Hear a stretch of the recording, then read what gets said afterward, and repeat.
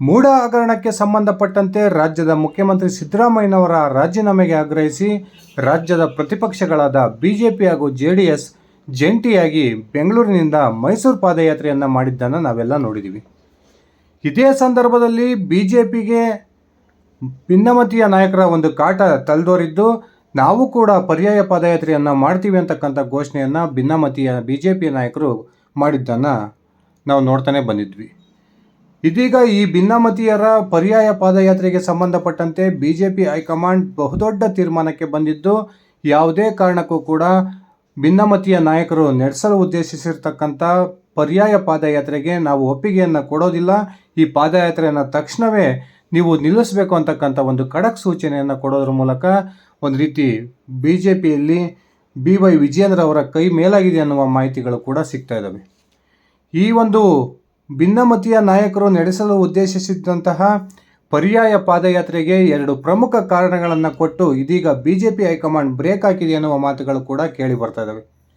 ಬನ್ನಿ ಸ್ನೇಹಿತರೆ, ಹಾಗಾದರೆ ಈ ಭಿನ್ನಮತೀಯ ನಾಯಕರ ಪಾದಯಾತ್ರೆಗೆ ಬಿಜೆಪಿ ಹೈಕಮಾಂಡ್ ಬ್ರೇಕ್ ಹಾಕಿದ್ದಾದರೂ ಯಾಕೆ, ಆ ಬ್ರೇಕ್ ಹಾಕೋದಕ್ಕೆ ಕೊಟ್ಟಿರ್ತಕ್ಕಂಥ ಎರಡು ಪ್ರಮುಖ ಕಾರಣಗಳೇನು ಅನ್ನೋದನ್ನು ತಿಳ್ಕೊಂಡು ಬರೋಣ. ಅದಕ್ಕಿಂತ ಮುಂಚೆ ನೀವಿನ್ನು ನನ್ನ ಇಟ್ಗೆ ಅಂತ ಯೂಟ್ಯೂಬ್ ಚಾನಲ್ಗೆ ಸಬ್ಸ್ಕ್ರೈಬ್ ಮಾಡ್ಕೊಂಡಿಲ್ಲ ಅಂದರೆ ದಯವಿಟ್ಟು ಸಬ್ಸ್ಕ್ರೈಬ್ ಮಾಡಿಕೊಂಡು ಬೆಲ್ ಬಟನನ್ನು ಕ್ಲಿಕ್ ಮಾಡಿ. ನಾನು ಕೊಡ್ತಕ್ಕಂಥ ಮಾಹಿತಿ ನಿಮ್ಗೆ ಇಷ್ಟ ಆಗಿದ್ದರೆ ಈ ವಿಡಿಯೋಗೆ ಲೈಕ್ ಮಾಡಿ, ಶೇರ್ ಮಾಡಿ, ಕಮೆಂಟ್ ಮಾಡಿ. ರಾಜ್ಯದ ಕಾಂಗ್ರೆಸ್ ಸರ್ಕಾರದ ನೇತೃತ್ವವನ್ನು ವಹಿಸಿಕೊಂಡಿರ್ತಕ್ಕಂಥ ಮುಖ್ಯಮಂತ್ರಿ ಸಿದ್ದರಾಮಯ್ಯನವರ ವಿರುದ್ಧ ಎರಡು ಪ್ರಮುಖ ಹಗರಣದ ಆರೋಪಗಳು ಇದೀಗ ಕೇಳಿ ಬರ್ತಾ ಇದ್ದಾವೆ. ಈ ಪ್ರಮುಖ ಎರಡು ಹಗರಣಗಳ ಆರೋಪದ ಒಂದು ಮೂಡ ಹಗರಣಕ್ಕೆ ಸಂಬಂಧಪಟ್ಟಂತೆ ಮುಖ್ಯಮಂತ್ರಿ ಸಿದ್ದರಾಮಯ್ಯನವರ ಕುಟುಂಬಸ್ಥರೇ ಭಾಗಿಯಾಗಿದ್ದಾರೆ. ಆ ಮೂಲಕ ಸಿದ್ದರಾಮಯ್ಯನವರು ಇದರಲ್ಲಿ ಭಾಗಿಯಾಗಿದ್ದಾರೆ ಅಂತಕ್ಕಂಥ ಒಂದು ಕಾರಣವನ್ನು ಇಟ್ಕೊಂಡು ರಾಜ್ಯದ ಪ್ರತಿಪಕ್ಷಗಳು ಬೆಂಗಳೂರಿನಿಂದ ಮೈಸೂರುವರೆಗೆ ಪಾದಯಾತ್ರೆಯನ್ನು ನಡೆಸೋದ್ರ ಮೂಲಕ ಮುಖ್ಯಮಂತ್ರಿಗಳ ರಾಜೀನಾಮೆಗೆ ಆಗ್ರಹವನ್ನು ಮಾಡ್ತಾನೆ ಬಂದಿದ್ವು. ಇನ್ನೊಂದು ಕಡೆ ಬಿಜೆಪಿ ರಾಜ್ಯಾಧ್ಯಕ್ಷ BY ವಿಜಯೇಂದ್ರ ಅವರ ವಿರುದ್ಧ ಮುನಿಸ್ಕೊಂಡಿರ್ತಕ್ಕಂಥ ಯತ್ನಾಳ್ ನೇತೃತ್ವದ ಒಂದು ತಂಡ ಈ ಒಂದು ಪಾದಯಾತ್ರೆಯಲ್ಲಿ ಭಾಗವಹಿಸದೆ ಬಿಜೆಪಿಯ ರಾಜ್ಯಾಧ್ಯಕ್ಷರಿಗೆ ಹಾಗೂ ಬಿಜೆಪಿ ಹೈಕಮಾಂಡ್ಗೆ ಬಹುದೊಡ್ಡ ತಲೆನೋವನ್ನು ತಂದಿಟ್ಟಿದ್ರು. ಯಾವಾಗ ಬೆಂಗಳೂರು ಮೈಸೂರು ಪಾದಯಾತ್ರೆ ಅಂತಿಮಗೊಳ್ತೋ ಅದಾದ ನಂತರ ಈ ಭಿನ್ನಮತೀಯ ನಾಯಕರು ಬೆಳಗಾವಿಯಲ್ಲಿ ಒಂದು ಸಭೆಯನ್ನು ಸೇರೋದ್ರ ಮೂಲಕ ಸೆಪ್ಟೆಂಬರ್ 17ರಿಂದ ನಾವು ಕೂಡ ಕೂಡಲ ಸಂಗಮದಿಂದ ಬಳ್ಳಾರಿಯವರೆಗೆ ಪರ್ಯಾಯ ಪಾದಯಾತ್ರೆಯನ್ನು ನಡೆಸ್ತೀವಿ.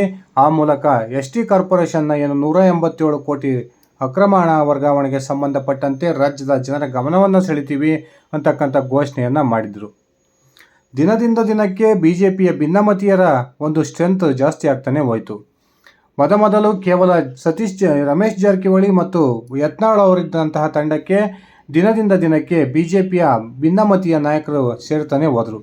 ಅದರಲ್ಲೂ ಕೂಡ ಮಾಜಿ ಸಚಿವ ಕುಮಾರ್ ಬಂಗಾರಪ್ಪ, ದಾವಣಗೆರೆಯ ಮಾಜಿ ಸಂಸದ GM ಸಿದ್ದೇಶ್ವರ್, ಹರಿಹರದ ಹಾಲಿ ಬಿಜೆಪಿ ಶಾಸಕ BP ಹರೀಶ್, ಮೈಸೂರು ಕೊಡಗು ಸಂಸದ ಪ್ರತಾಪ್ ಸಿಂಹ ಹಾಗೂ ಚಿಕ್ಕೋಡಿಯ ಮಾಜಿ ಸಂಸದ ಅಣ್ಣಾ ಸಾಹೇಬ್ ಜೊಲ್ಲೆ, ಬಿಜೆಪಿಯ ಮತ್ತೊಬ್ಬ ಮಾಜಿ ಸಚಿವ ಅರವಿಂದ್ ಲಿಂಬಾವಳಿಯವರು ಈ ಒಂದು ಭಿನ್ನಮತೀಯ ನಾಯಕರನ್ನು ಸೇರಿಕೊಳ್ಳೋದ್ರ ಮೂಲಕ ಭಿನ್ನಮತೀಯ ಚಟುವಟಿಕೆಗೆ ಒಂದು ವೇಗವನ್ನು ಕೊಟ್ಟಿದ್ದರು.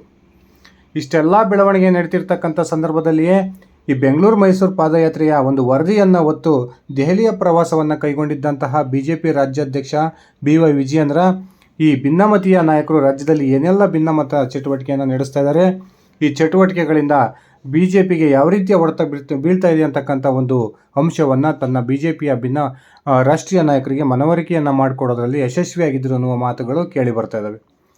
ಇದೇ ಸಂದರ್ಭದಲ್ಲಿ ಭಿನ್ನಮತೀಯ ನಾಯಕರು ನಡೆಸಲು ಉದ್ದೇಶಿಸಿರ್ತಕ್ಕಂಥ ಪರ್ಯಾಯ ಪಾದಯಾತ್ರೆಗೆ ಯಾವುದೇ ಕಾರಣಕ್ಕೂ ನೀವು ಅನುಮತಿಯನ್ನು ಕೊಡಬಾರ್ದು ಅಂತಕ್ಕಂಥ ಒಂದು ಮನವಿಯನ್ನು ಕೂಡ BY ವಿಜಯೇಂದ್ರ ಅವರು ತಮ್ಮ ರಾಷ್ಟ್ರೀಯ ನಾಯಕರಿಗೆ ಮಾಡಿಕೊಂಡಿದ್ರು ಅನ್ನುವ ಮಾತುಗಳು ಕೇಳಿ ಬರ್ತಾ ಇದ್ವು.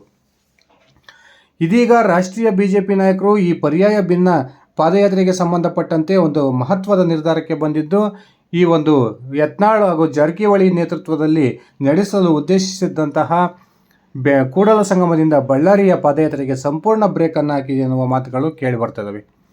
ಈ ಪಾದಯಾತ್ರೆಗೆ ಬ್ರೇಕನ್ನು ಹಾಕೋದಕ್ಕೆ ಎರಡು ಪ್ರಮುಖ ಕಾರಣಗಳನ್ನು ಕೂಡ ಬಿಜೆಪಿ ಹೈಕಮಾಂಡ್ ನಾಯಕರು ಈ ಭಿನ್ನಮತೀಯ ನಾಯಕರಿಗೆ ಕೊಟ್ಟಿದ್ದಾರೆ ಎನ್ನುವ ಮಾತುಗಳು ಕೇಳಿ ಬರ್ತದವೆ. ಆ ಕಾರಣಗಳಲ್ಲಿ ಪ್ರಮುಖವಾದ ಮೊದಲೇ ಕಾರಣ, ಈಗಾಗಲೇ ಬೆಂಗಳೂರಿನಿಂದ ಮೈಸೂರಿಗೆ ಏನು ಬಿಜೆಪಿ ಹಾಗೂ JDS ಜಂಟಿಯಾಗಿ ಪಾದಯಾತ್ರೆಯನ್ನು ನಡೆಸಿದ್ದಾವೆ, ಆ ಪಾದಯಾತ್ರೆ ಬಹುತೇಕ ಯಶಸ್ಸನ್ನು ಕಂಡಿದೆ ಅಂತಕ್ಕಂಥದ್ದು ಬಿಜೆಪಿ ರಾಷ್ಟ್ರೀಯ ನಾಯಕರ ಲೆಕ್ಕಾಚಾರ. ಕಳೆದ ವಿಧಾನಸಭಾ ಚುನಾವಣೆಯಲ್ಲಿ ಕೇವಲ 66 ವಿಧಾನಸಭಾ ಸದಸ್ಯರನ್ನು ಗೆಲ್ಲಿಸಿಕೊಳ್ಳುವಕ್ಕೆ ಸಫಲರಾಗಿದ್ದಂಥ ಬಿಜೆಪಿಯ ರಾಜ್ಯಾಧ್ಯಕ್ಷರಾಗಿ ಅಧಿಕಾರವನ್ನು ವಹಿಸಿಕೊಂಡ ನಂತರ BY ವಿಜಯೇಂದ್ರ ಒಂದು ರೀತಿಯ ಹೊಸ ಉತ್ಸಾಹವನ್ನು ತುಂಬಿದ್ದಾರೆ. ಇತ್ತೀಚೆಗೆ ಈ ಪಾದಯಾತ್ರೆಯ ಯಶಸ್ಸಿನಿಂದ ಬಿಜೆಪಿಗೆ ಅಪರೂಪದ ಒಗ್ಗಟ್ಟು ಪ್ರದರ್ಶನವಾಗ್ತಾ ಇದೆ. ಅಷ್ಟೇ ಅಲ್ಲದೆ ಸೋತು ಸುಣ್ಣ ಆಗಿದ್ದಂಥ ಬಿಜೆಪಿ ಕಾರ್ಯಕರ್ತರಿಗೆ ಈ ಒಂದು ಪಾದಯಾತ್ರೆ ಉತ್ಸಾಹವನ್ನು ತುಂಬಿದ್ದು ಒಂದು ರೀತಿಯ ಬಿಜೆಪಿಗೆ ಬಹುದೊಡ್ಡ ಒಂದು ಲಾಭ ಈ ಒಂದು ಪಾದಯಾತ್ರೆಯಿಂದ ಸಿಕ್ಕಿದೆ ಅಂತಕ್ಕಂಥ ಮಾತುಗಳು ಬಿಜೆಪಿಯ ರಾಷ್ಟ್ರೀಯ ನಾಯಕರಿಂದ ಹೊರಗೆ ಬರ್ತಾ ಇದ್ದಾವೆ. ಈ ಸಂದರ್ಭದಲ್ಲಿ ಪರ್ಯಾಯ ಒಂದು ಪಾದಯಾತ್ರೆಗೆ ಅನುಮತಿಯನ್ನು ಕೊಟ್ಟರೆ ಅದು ನಾವು ಪರೋಕ್ಷವಾಗಿ ಭಿನ್ನಮತಕ್ಕೆ ಒಂದು ಒಪ್ಪಿಗೆಯನ್ನು ಕೊಟ್ಟಂತಹ ಭಾವನೆ ಉಂಟಾಗುತ್ತೆ. ಆ ಕಾರಣಕ್ಕೆ ಯಾವುದೇ ಕಾರಣಕ್ಕೂ ಕೂಡ ಈ ಒಂದು ಪಾದಯಾತ್ರೆಗೆ ನಾವು ಒಪ್ಪಿಗೆಯನ್ನು ಕೊಡೋದಿಲ್ಲ, ದಯವಿಟ್ಟು ಈ ಪಾದಯಾತ್ರೆಯ ವಿಚಾರವನ್ನು ಇಲ್ಲಿಗೆ ಕೈಬಿಡಿ ಅಂತಕ್ಕಂಥ ಒಂದು ಸ್ಪಷ್ಟ ಸುಳಿವನ್ನು ರಮೇಶ್ ಜಾರಕಿಹೊಳಿ ಮತ್ತು ಬಸವನಗೌಡ ಪಾಟೀಲ್ ಯತ್ನಾಳ್ ಅವರಿಗೆ ಬಿಜೆಪಿ ರಾಷ್ಟ್ರೀಯ ನಾಯಕರು ರವಾನಿಸಿದ್ದಾರೆ. ಅದೇ ರೀತಿ ಬಿಜೆಪಿಯ ಪರ್ಯಾಯ ಪಾದಯಾತ್ರೆಗೆ ಬ್ರೇಕ್ ಹಾಕೋದಕ್ಕೆ ಎರಡನೇ ಪ್ರಮುಖ ಕಾರಣವನ್ನು ಕೂಡ ಬಿಜೆಪಿಯ ರಾಷ್ಟ್ರೀಯ ನಾಯಕರು ಕೊಟ್ಟಿದ್ದು, ಈಗಾಗಲೇ ಕಾಂಗ್ರೆಸ್ನ ವಿರುದ್ಧ ಬಿಜೆಪಿ JDS ಎರಡೂ ಪಕ್ಷಗಳು ಜಂಟಿಯಾಗಿ ಒಂದು ಉತ್ತಮ ಹೋರಾಟವನ್ನು ಮಾಡ್ತಾ ಇದ್ದಾವೆ. ಈ ಸಂದರ್ಭದಲ್ಲಿ ಏನಾದರೂ ಬಿಜೆಪಿಯ ಇನ್ನೊಂದು ತಂಡ ಪರ್ಯಾಯ ಪಾದಯಾತ್ರೆಯನ್ನು ನಡೆಸಿದ್ದೇ ಆದರೆ ಅದು ಆಡಳಿತಾರೂಢ ಕಾಂಗ್ರೆಸ್ಗೆ ಬಹುದೊಡ್ಡ ಒಂದು ಅಸ್ತ್ರ ಸಿಕ್ಕಂತಾಗುತ್ತೆ. ಈ ಒಂದು ಅಸ್ತ್ರವನ್ನೇ ಇಟ್ಕೊಂಡು ಈ ಮೈತ್ರಿ ಪಕ್ಷಗಳನ್ನು ಆಡಳಿತ ಪಕ್ಷ ಅಣಿಯುತ್ತೆ ಅಂತಕ್ಕಂಥ ತೀರ್ಮಾನಕ್ಕೆ ಬಂದಿದ್ದು, ಯಾವುದೇ ಕಾರಣಕ್ಕೂ ಕೂಡ ಇಂಥ ಅವಕಾಶವನ್ನು ಆಡಳಿತ ಪಕ್ಷಕ್ಕೆ ಕೊಡಬಾರ್ದು ಅನ್ನುವ ಉದ್ದೇಶ ಇದೀಗ ಬಿಜೆಪಿ ರಾಷ್ಟ್ರೀಯ ನಾಯಕರಾಗಿದೆ. ಒಂದು ವೇಳೆ ನೀವು ಪಾದಯಾತ್ರೆಯನ್ನು ಮಾಡಲೇಬೇಕು ಅನ್ನೋ ಉದ್ದೇಶ ಇದ್ದರೆ ಅದು ಇಡೀ ರಾಜ್ಯದ ಬಿಜೆಪಿ ತಂಡದ ಜೊತೆಗೂಡಿ ಪಾದಯಾತ್ರೆಯನ್ನು ಮುಂದಿನ ದಿನಗಳಲ್ಲಿ ಮಾಡರಂತೆ. ಈ ಸದ್ಯಕ್ಕೆ ಈ ಒಂದು ಪಾದಯಾತ್ರೆಯ ವಿಚಾರವಾಗಿ ಚಿಂತನೆಯನ್ನು ಮಾಡೋದನ್ನು ಬಿಟ್ಬಿಡಿ ಅಂತಕ್ಕಂಥ ಒಂದು ಸ್ಪಷ್ಟ ಸೂಚನೆಯನ್ನು ಇದೀಗ ಜಾರಕಿಹೊಳಿ ಮತ್ತು ಟೀಮ್ಗೆ ರಾಷ್ಟ್ರೀಯ ಬಿಜೆಪಿ ನಾಯಕರು ರವಾನಿಸಿದ್ದಾರೆ ಎನ್ನುವ ಮಾತುಗಳು ಕೇಳಿ ಬರ್ತದವೆ. ಇನ್ನೊಂದು ಕಡೆ ಸೆಪ್ಟೆಂಬರ್ 17ರಿಂದ ನಾವು ಪಾದಯಾತ್ರೆಯನ್ನು ಮಾಡ್ತೀವಿ ಅಂತಕ್ಕಂಥ ಘೋಷಣೆಯನ್ನು ಭಿನ್ನಮತೀಯ ನಾಯಕರು ಈಗಾಗಲೇ ಮಾಡಿದರು. ಆದರೆ ಇದೀಗ ಬಿಜೆಪಿಯ ರಾಷ್ಟ್ರೀಯ ನಾಯಕರು ಇದೇ ಸೆಪ್ಟೆಂಬರ್ 7ರ ನಂತರ ಭಿನ್ನಮತೀಯ ನಾಯಕರಿಗೆ ದೆಹಲಿಗೆ ಬುಲಾವನ್ನು ಕೊಟ್ಟಿದ್ದು, ಆ ದೆಹಲಿಯ ಸಭೆಯಲ್ಲಿ ಈ ಭಿನ್ನಮತೀಯ ನಾಯಕರು ದೆಹಲಿಗೆ ಭೇಟಿ ಕೊಟ್ಟಂಥ ಸಂದರ್ಭದಲ್ಲಿ ಸೂಕ್ತವಾದ ಒಂದು ಎಚ್ಚರಿಕೆಯನ್ನು ಕೂಡ ಭಿನ್ನಮತೀಯ ನಾಯಕರಿಗೆ ಕೊಡ್ತಾರೆ ಅನ್ನುವ ಮಾತುಗಳು ಕೇಳಿ ಬರ್ತಾ ಇದ್ದಾವೆ. ಇನ್ನೊಂದು ಕಡೆ ಬಸವನಗೌಡ ಪಾಟೀಲ್ ಯತ್ನಾಳ್ ಮತ್ತು ರಮೇಶ್ ಜಾರಕಿಹೊಳಿ ನೇತೃತ್ವದ ಈ ಒಂದು ಪರ್ಯಾಯ ಪಾದಯಾತ್ರೆಗೆ ಬ್ರೇಕ್ ಬಿತ್ತಿರೋದ್ರಿಂದ ಬಿಜೆಪಿಯಲ್ಲಿ ಒಂದು ರೀತಿಯ ಒಗ್ಗಟ್ಟನ್ನು ಪ್ರದರ್ಶನವಾಗ್ತಿದೆ ಅಂತಕ್ಕಂಥ ಮಾತುಗಳು ಕೂಡ ಕೇಳಿ ಬರ್ತದವೆ. ಇದರೊಂದಿಗೆ ಬಿಜೆಪಿಯ ರಾಜ್ಯಾಧ್ಯಕ್ಷರಾಗಿರ್ತಕ್ಕಂಥ BY ವಿಜಯೇಂದ್ರ ಅವರಿಗೆ ಬಿಜೆಪಿಯ ರಾಷ್ಟ್ರೀಯ ನಾಯಕರು ಸಂಪೂರ್ಣ ಬಲವನ್ನು ತುಂಬುವ ತೀರ್ಮಾನಕ್ಕೆ ಬಂದಿದ್ದು, ರಾಜ್ಯದ ಬಿಜೆಪಿಯ ಭಿನ್ನಮತಕ್ಕೆ ಸಂಪೂರ್ಣ ಬ್ರೇಕ್ ಹಾಕುವ ತೀರ್ಮಾನಕ್ಕೂ ಕೂಡ ಬಂದಿದ್ದಾರೆ ಎನ್ನುವ ಮಾತುಗಳು ಕೇಳಿ ಬರ್ತದವೆ. ಈ ನಿಟ್ಟಿನಲ್ಲಿ ಈಗಾಗಲೇ ಒಂದು ರೀತಿಯ ಕಠಿಣ ಸಂದೇಶವನ್ನು ಭಿನ್ನಮತೀಯ ನಾಯಕರಿಗೆ ಬಿಜೆಪಿಯ ರಾಷ್ಟ್ರೀಯ ನಾಯಕರು ರವಾನಿಸಿದ್ದಾರೆ ಎನ್ನುವ ಮಾತುಗಳು ಕೂಡ ಕೇಳಿ ಬರ್ತಾ ಇದ್ದು, ಇವರು ನಡೆಸಲು ಉದ್ದೇಶಿಸಿದ್ದಂತಹ ಪಾದಯಾತ್ರೆಗೆ ಸಂಪೂರ್ಣ ಬ್ರೇಕನ್ನು ಹಾಕೋದ್ರ ಮೂಲಕ ಇದೀಗ BY ವಿಜಯೇಂದ್ರ ಅವರ ಕೈ ಬಲಪಡಿಸಿದೆ ಎನ್ನುವ ಮಾತುಗಳು ಈ ರಾಜ್ಯ ಬಿಜೆಪಿ ವಲಯದಲ್ಲಿ ಕೇಳಿ ಬರ್ತಾ ಇದ್ದಾವೆ.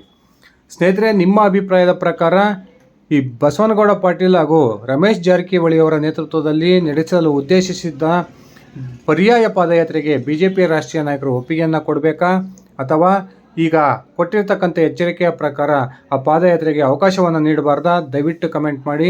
ಇದಿಷ್ಟಾಗಿತ್ತು ಸ್ನೇಹಿತರೆ ನನ್ನ ಇವತ್ತಿನ ಈ ವಿಡಿಯೋ. ನಾನು ಕೊಟ್ಟಿರ್ತಕ್ಕಂಥ ಮಾಹಿತಿ ನಿಮ್ಗೆ ಇಷ್ಟ ಆಗಿದ್ದರೆ ಈ ವಿಡಿಯೋಗೆ ಲೈಕ್ ಮಾಡಿ, ಶೇರ್ ಮಾಡಿ, ಕಮೆಂಟ್ ಮಾಡಿ.